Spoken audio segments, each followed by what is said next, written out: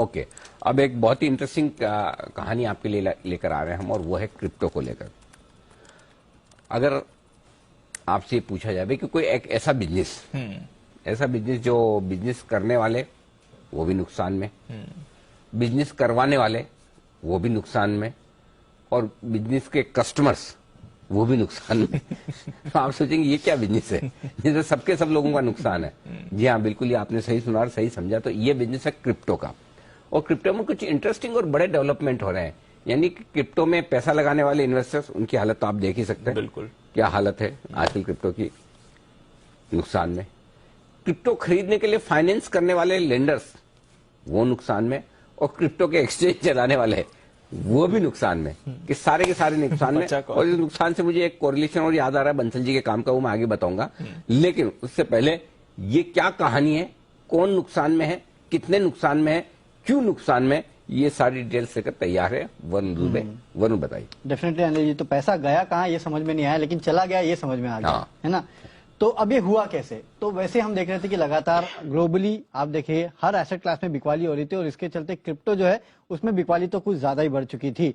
India की मैं आपको बात बताऊं तो 1 जुलाई को क्रिप्टो पे टीडीएस लगाना जो है वो सरकार ने शुरू कर दिया था, और इसके बाद आप देखिए ट्रेडिंग वॉल्यूम जो है क्रिप्टो के उसमें जोरदार गिरावट आई है। करीब 98% के आसपास की गिरावट जो है इसके बाद एक्सचेंजेस पे क्रिप्टो के वॉल्यूम्स में देखने मिली है। और सिर्फ ये देश में ही नहीं हुआ, बल्कि अगर आप देखेंगे ग्लोबली भी अगर आप देखेंगे तो क्रिप्टो के ओवरऑल वॉल्यूम जो है, दाम गिरे जैसे क्रिप्टो के वैसे ही क्रिप्टो के वॉल्यूम्स जो है कहीं ना कहीं लगातार कम होते गए। इनफैक्ट कुछ क्रिप्टो एक्सचेंजेस तो ऐसे हैं, एक है FTX यूएस करके, उसने कह दिया कि हम तो अब क्रिप्टो में ट्रेडिंग ही बंद कर देंगे और पूरी तरह से जो है इक्विटी पे शिफ्ट करने की सोच रहे हैं। इस तरह के कहीं ना कहीं एक्सचेंजेस की हालत है। अब फंड्स का क्या हुआ, आप देखिए सिंगापुर का एक क्रिप्टो हेज फंड है 3 एरोस कैपिटल, इन्होंने बैंक्रप्सी के लिए कहीं ना कहीं फाइल कर दिया है। अब क्रिप्टो की तेजी के समय ये जो 3 एरो कैपिटल है इनका AUM करीब $10 बिलियन के आसपास होता था, और इन्होंने काफी सारे क्रिप्टोस में पैसे लगाए थे, जैसे कि ल्यूना नाम का एक क्रिप्टो था और UST जैसे क्रिप्टोस थे, इनमें इन्होंने पैसे लगाए थे। और आपने देखा ल्यूना का हाल क्या हुआ, एक समय था 3 महीने पहले करीब 9,000 रुपए के आसपास ट्रेड करता था। अब अगर आप देखेंगे तो ये पूरे तरह से साफ हो चुका है। सिर्फ यही नहीं, इन्होंने पैसा भाव तो आता होगा, हाँ भाव तो आता होगा, कुछ बताओ तो सही। बताइए क्या एक पैसा सॉरी एक पैसा, हाँ एक पैसा, हाँ एक पैसा रह गया, नाम के लिए रह गया। और ब्रोकरेज कितनी लगी उसमें? अगर कोई ले ही ले तो ब्रोकरेज कितनी लगेगी? एक पैसा छोड़ो, वो एक शिबू कॉइन है 0.000 पता नहीं आगे कितने जीरो लगते हैं, उसके बाद नंबर आता है उसमें। अच्छा, ऐसे भी शिबू, हाँ शिबू, शिबू तो डॉगी का नाम मतलब। हाँ बट तो डोज कॉइन बनाया था इलॉन मस्क ने, तो उसी के उसमें एक शिबा कॉइन बना दिया। अच्छा, उसी में से निकला, उसी में से निकला। खानदान तो वही है। तो जी एक पैसा तो फिर भी ज्यादा है। ये बता रहा हूँ। तो इस 3 एरो कैपिटल ने ना दरअसल पैसे लगाने के लिए फंड जुटाए थे, करीब 5,200 करोड़ के आसपास का लोन जो है इन्होंने लिया था, और अब वो लोन चुकाना भी इन कंपनियों के लिए कहीं ना कहीं पूरी तरह से नहीं लोन चुका पा रहे हैं, तो ये भी एक दिक्कत है। और सिर्फ 3 एरो कैपिटल ने पैसे नहीं बैंक्रप्सी फाइल नहीं किए, वॉयेजर नाम की क्रिप्टो कंपनी है, उसने भी यहाँ पे बैंक्रप्सी के लिए घोषणा कर दी है। तो लगातार ये जो क्रिप्टो कंपनीज है वो बैंक्रप्सी की घोषणा कर रहे हैं, लेकिन कुछ अपने आप को बचाने की कोशिश कर रहे हो। बचा कैसे रहे हैं कि अगर आप क्रिप्टो एक्सचेंज पे है और अगर आपने ट्रेडिंग नहीं की है तो आपको पेनल्टी भरनी पड़ेगी। यहाँ बिटस्टैम नाम की क्रिप्टो एक्सचेंज है, उन्होंने ट्रेड नहीं करने पे 10 यूरो महीने का चार्ज लगाने की बात की है। यहाँ पे चार्ज उन खातों पे लगेगा जिन पे बैलेंस जो है 200 यूरो से कम है। तो अगर आप क्रिप्टो एक्सचेंज पे और आपका बैलेंस कम है, आपने ट्रेड नहीं किया, तो आपके ऊपर चार्ज लगेगा, और जाहिर सी बात है अपने आप को बचाने के लिए ये चार्ज ले रहे हैं। अच्छा, 10 यूरो पर महीने, 10 यूरो पर मंथ, भले अंदर कुछ मतलब 1 रुपए वाला ये हो तो भी, हाँ कुछ भी हो, अगर आप उस एक्सचेंज पे हो, आपके पास ट्रेड नहीं किया आपने, तो पैसे दो। अच्छा, खाली अकाउंट रखने का पैसे। ये तो पहली बार ही सुना है सर। बहुत अजीब है सर। और अगर 1 साल तक ट्रेड नहीं किया तो 200 यूरो ले लेंगे आपसे। अच्छा, वैसे अगर आप देखो 120 यूरो बनता है पर महीने का, बट अगर 1 साल तक आपने नहीं किया तो 200 यूरो हो जाएगा आपका सीधा।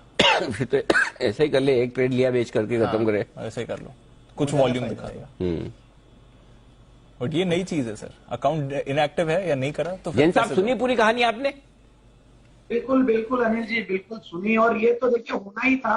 और हमने तो एक बार डिस्कशन अपना 3:30 के बाद ही हुआ था, और एक बार शायद मस्ती की पाठशाला में या कोई बीच में निकली थी बात, तो बिटकॉइन को लेकर जब भी कोई सवाल आता मैं तो उस पर रिएक्ट ही नहीं करता। आप तो देखे होंगे कि ट्विटर में मैं कितना जवाब देता हूं सबको, बट बिटकॉइन का कोई पूछे तो वैसे ही दूर रहते हैं, टीवी पे भी नहीं करते हैं, कोई सेमिनार कॉन्फ्रेंस में नहीं करते हैं, और आज वो नतीजा देखने को मिल रहा है।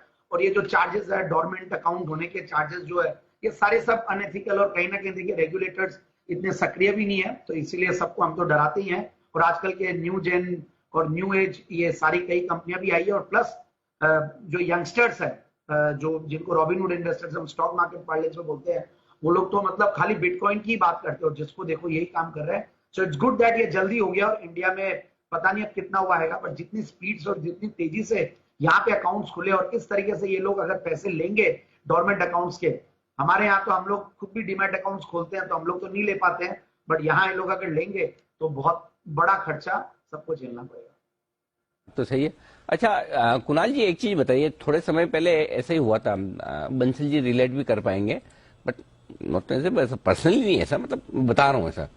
तो पहले अभी वो बीच में थोड़े बैंकों के अकाउंट एनपीओ नहीं होते थे बहुत सारे, तो शराब बनाने वाली बड़ी कंपनी के अकाउंट बैंकरप्ट हो गए, याद है ना? याद है। हाँ, फिर वो देश छोड़ के भी चले गए थे, ये सब हुआ। हाँ, तो तब ये बहुत चलता था कि जो कंपनी शराब बना रही वो दिवालिया होगी, बराबर है? बराबर। जिन बैंकों ने उस कंपनियों को लोन दिया, उनके लोन भी बैड डेट्स हो गए, मतलब बैंक के भी पैसे गए, प्रोमोटर के भी पैसे गए, और पीने वाले के तो जाते ही, आपको पता है।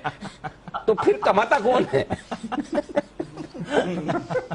पैसा जाता किधर है? बिल्कुल सही है अनिल जी, सत्य बात है ये। और अनिल जी, ये बात काफी इंडस्ट्रीज के लिए सही है अनिल जी। तो आप बिल्कुल सही कह रहे हैं, और ये उस समय चला था, और इसका जवाब अनिल जी वही देगा जो सेवन करता हो इस तरह के पदार्थों का।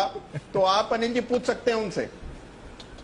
ऐसा तो हम किसी को जानते नहीं भाई, देखो हम किसी को क्या बोले को, हम तो जानते नहीं है, इसलिए पता नहीं। लेकिन ये सवाल तो जरूर है।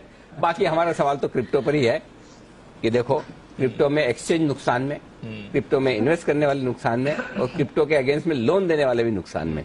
ये एक मतलब बड़ी टिपिकल सिचुएशन इस वक्त बनी हुई है। एक जमाना था क्रिप्टो में निवेश करने वाले तो पैसा बना रहे थे, काफी बनाए भी, अच्छा खासा बनाए भी, लेकिन अब थोड़ा मामला मुश्किल भरा जरूर है। बिल्कुल। चलिए।